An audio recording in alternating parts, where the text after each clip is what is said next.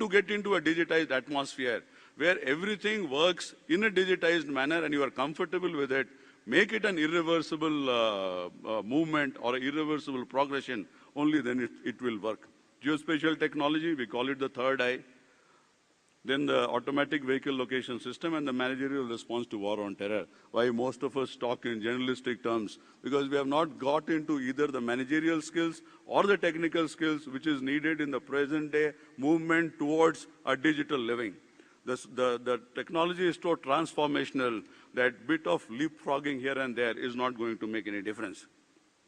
So we come to the ERP. Every government department ought to have a ERP. There has to be a SAP R/3 sort of ERP for the country, and the whole government works on that ERP. It is a comprehensive enterprise resource planning system providing seamless integration to day-to-day operations of police department.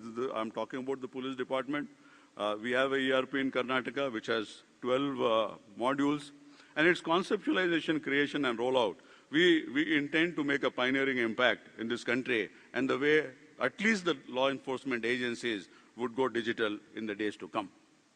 It has centralized architecture, bilingual, workflow design, role-based access. And after putting around 10,000-12,000 pages of study material, we have been able to create a 522-screen, 417 report ERP, which around 20 lakhs of coding, 20 lakh lines of coding.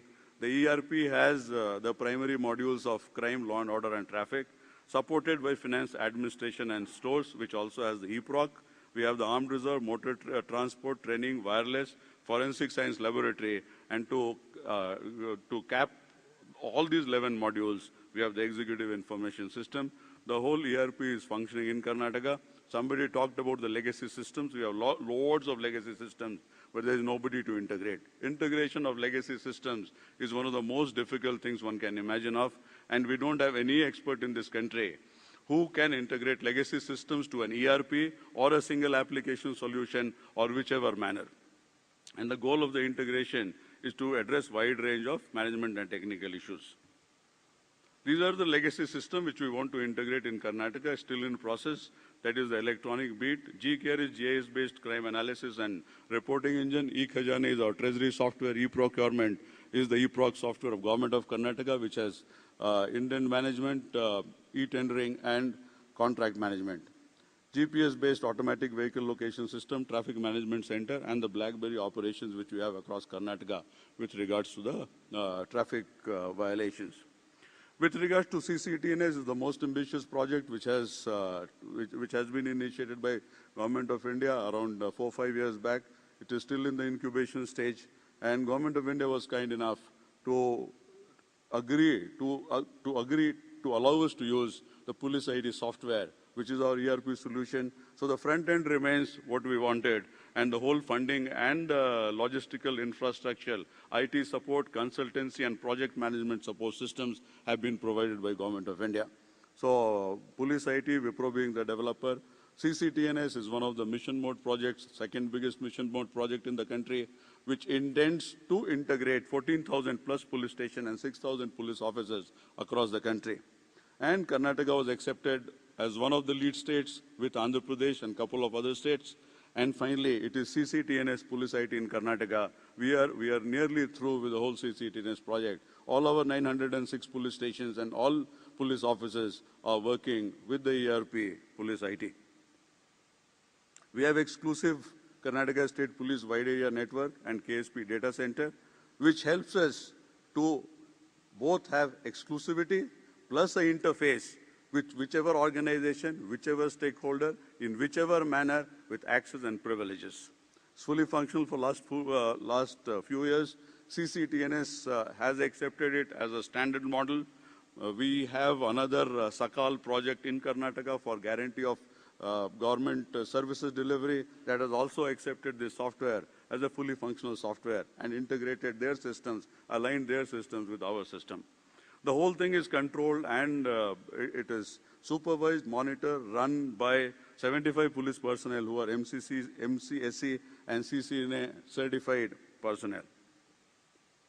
This is the KSP connectivity which I have, which we have around 1,400 police stations plus other smaller offices. which run on 512 kbps VPN over broadband, and 2 Mbps MPLS lines for around 39 locations, converging in an aggregation bandwidth of 32 Mbps as is shown here. It's presently, I think, 40 Mbps, and then internet lease line of 8 Mbps, aggregating, converging into one single server. This is the data center which we run our own because of the support from CCTNS. I think around 6 HP engineers are also supporting our people. There's a constable who is highly trained, highly qualified. He is the chief of the Karnataka State Police Data Center and has been running it for last more than 2.5 years.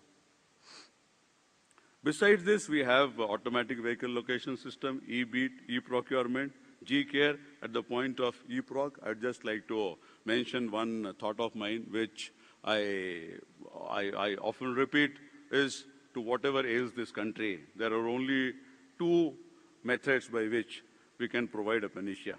One is e-proc, where the whole procurement mechanism goes out of the person who is supposed to control the procurement mechanism, and second is project management. Till the day we don't become experts in e-proc, starting from the intent, starting from the configuration, starting from the scope, starting from technical configuration, starting from all the financial details, and we are able to put the right checks and balances at every single point, we will not be able to be successful in running the nation in the manner it should be. I have created the system integrators RFP in Karnataka without the help of any consultant, and of late HP is the system integrator. I don't mind sharing with people around. So they are worried about the fact that the payment for the hardware is related to the deployment of the software, or to the enhancement and deployment of the software. So that is how you bind a vendor. That is how you bind a contractor. Whatever we might think of a MNC or any other organization, for me he is primarily a contractor and he is supposed to do whatever is written in the scope of work. It's as simple as this. Until unless we have these fundas clear, we will get into issues which are unconnected with the work order. Persisting challenges, this is the last of 2-3 of the last slides. One is the procurement issue. We don't know what we are buying, when we are buying, for what purpose we are buying. So the whole integrated project, integrated procurement planning related to every single task, every single activity, every single feature, and every single functionality of every single department and ministry. That should be the basic guiding principle in deciding upon procurement. And the procurement has to be integrated with whatever we already have in the inventory and whatever we propose to have through differential channels of funding. We have differential channels of funding today. We get money from United Nations, we get money from Planning Commission, we get from our regular budget, we get from CCTNS, we get from Government of Karnataka. There are many things are there. It needs a real finance brain and a technical brain and a governance brain all mixed into each other, or rather synergized so efficiently and seamlessly that you are able to handle this project. Project management I have talked about. Maintenance is another great issue. Projects are created, projects are laid, projects are deployed, but it doesn't function in the manner it should. There is an IT survey which says not more than 20 to 30% of the functionalities take place. Integration we have talked about at length. The long-standing maintenance contracts inclusive of scalability. We have GE having as good as a near permanent contract with Microland in Bangalore. So our maintenance also should be a long duration. It has to be something based on understanding, technically, financially, and on the administrative managerial principles. Core management team, there is no multinational in this world, does not have a core management team for any single activity which is outsourced. But somehow, unfortunately, we believe in outsourcing as completely handing our autonomy, sovereignty, department, everything to the private enterprise. That the private enterprise is supposed to do the job. Every single piece of monitoring, maintenance, supervision, control, correction, rectification, penalty, that has to be done by the core department. Deployment of low-quality professional staff on government projects, that has been seen across e-governance projects. Might be because of the penal clauses not being used in the manner it should be. The way the companies are sued in the US and the Europe, I think has not become the order of the day. The fear of law, the rule of law, I think that also needs a lot of correction. Major consultancy issues, we have semi-government agencies running consultancy. I don't think how much of consultancy has helped us on single national projects. There are consultancy across states. Single consultancy might help more for standardization, for uniformity. There has to be real standards for everything we do, whether it's product, service, maintenance, and the like, and has to be uniformly laid across the country. Can we create a demonstrated capability to deliver projects on time with quality assurance? This is a big question. If we are able to do this, I think we would be successful in the days to come. I've got a huge internet presence. You can see my personal website. It has loads of stuff on management and technology.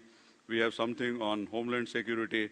I have my lectures at ellectures@webs.com, and bit of an environment also, Lakes for Life. Facebook, social media, we have been talking about. I still feel that social media is just an add-on. It is not even a value add. That is my personal line of thinking. I might be wrong. Nonetheless, it needs to be very thoroughly monitored, supervised, and wherever required, intercepted, and responsive action ought to be taken. There are a lot many very big crimes in this world could have been avoided had we monitored the social media in the manner it should be, inclusive of something, I think Denmark or somewhere, we had those 94 persons who were killed. 6 hours before the actual killing, it was there on Facebook or one of the social media sites. I think now I come to my end of my disposition.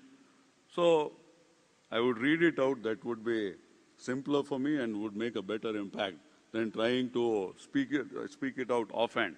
So complexity is our life, and making it simple our goal. Technology gains the highest end, being simplistic in usage and comprehensive in products and services. The complexity of IT deployment gets confounded with innumerable applications, the processing power, the World Wide Web interface, cross-enterprise collaboration, and the like. Nonetheless, standardization, uniformity, alignment, collaboration, and integration have to be inbuilt into the integrated public safety and security enterprise to match the monumental challenges thrown at us. Thank you.